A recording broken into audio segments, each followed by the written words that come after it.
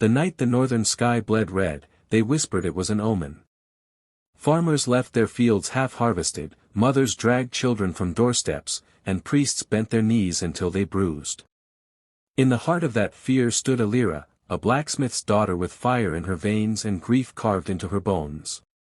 She had buried her brother only a month ago, his body broken by something too large to be named, too quick to be seen. The dragon of the north, the villagers said, spitting the name like poison.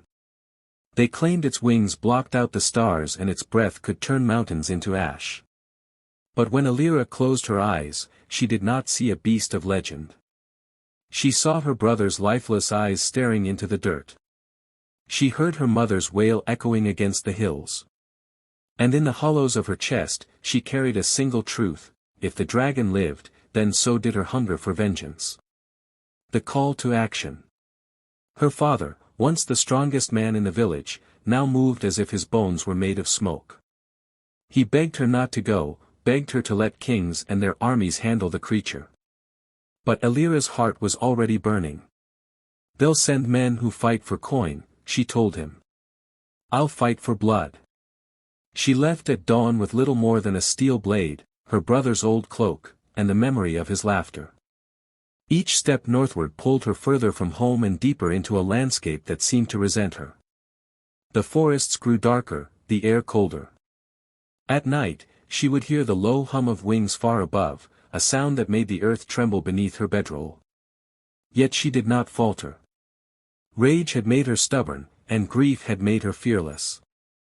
The encounter. It was not in some grand battlefield that she first saw it but in a valley of ice. The dragon descended from the clouds with the slow inevitability of a falling star, scales glistening like shards of midnight, eyes glowing like embers trapped in snow. Alira had imagined it roaring, fire pouring from its maw. But instead, the creature landed silently. Its breath rose in pale clouds. It studied her with a gaze both predatory and strangely human. Her sword shook in her hands. This was the monster that had taken her brother.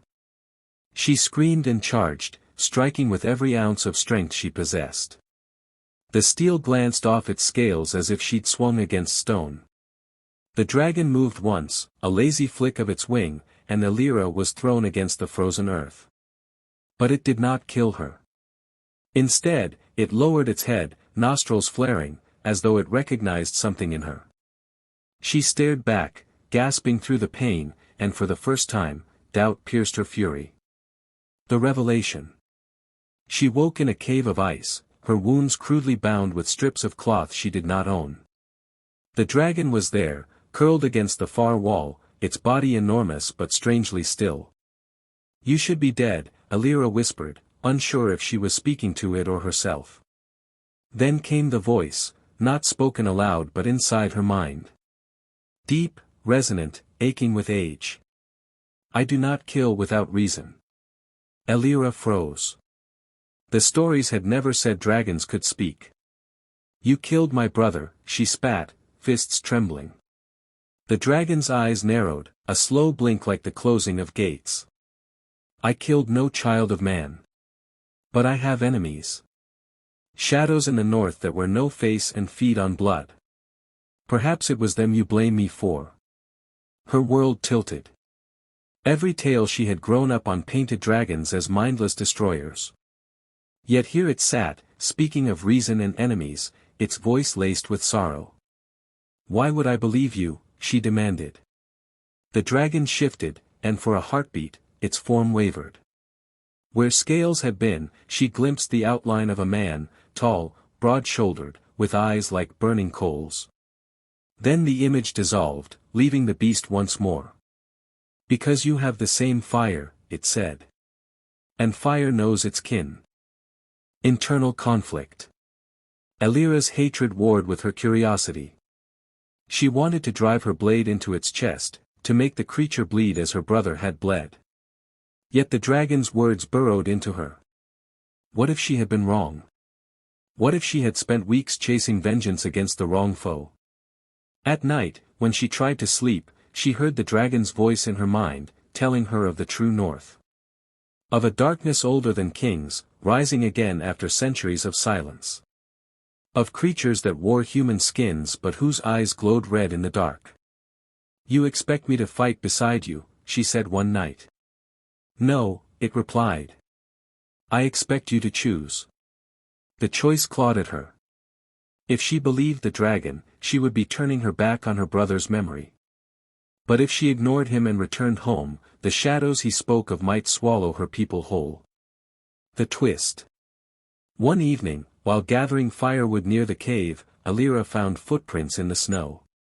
Human, but too deep, as if made by something heavier. She followed them until the air thickened with the stench of rot. From the tree-lean emerged a figure, a man she recognized from her village, one who had vanished weeks ago. Farron, she whispered. He turned, and his eyes glowed like burning coals. His mouth split open wider than any man's should, and a hiss like boiling water poured out. The thing lunged at her. She barely raised her blade in time.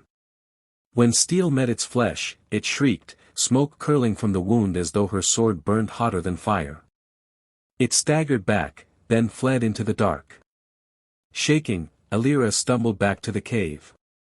It's true, she gasped. They're real. The dragon's gaze softened, if such a thing was possible. Now you understand. The alliance. From then on, their bond grew. The dragon, whose true name was Kael'thar, taught her to wield her rage like tempered steel, not reckless fire. She learned how to strike the creatures of the north where their flesh was weakest, how to read the sky for signs of their coming. Yet she never fully shed her grief. Some nights she would whisper to Kael'thar, if you did not kill my brother, then why did you not save him? And always came the same answer, because even I cannot be everywhere at once. The final battle. The shadows came at dawn, dozens of them, wearing faces Alira almost recognized. Villagers, travelers, men she had once bartered with at the market. Their eyes burned, their claws sharp. Alira fought at Kael'thar's side, her blade flashing silver while his fire lit the sky. The valley roared with chaos, shrieks, the crackle of flame, the crash of wing beats. For a time, it seemed they might hold. But then came the largest of them all, a creature towering twice the dragon's height, its body stitched together from the remains of countless men. It struck Kael'thar with such force that the ground split, and Alira screamed as the dragon fell. She ran to him, but he pushed her back with one wing. This is not your battle to finish, he said, voice faint. It is mine. No, she cried, clutching his scales.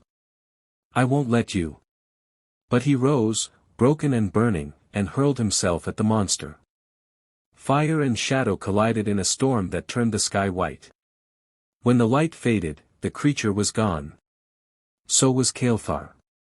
Conclusion.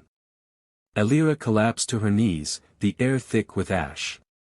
The valley was silent, save for the crackling of dying flames. She wanted to weep, but no tears came. The dragon of the north, the beast she had set out to kill, had instead saved her world. When she returned to her village, they asked her what had happened. She told them the shadows were real, that the dragon had fallen to keep them safe. But she did not tell them everything. She did not tell them about the voice in her mind that had taught her fire, or the fleeting image of a man hidden beneath scales.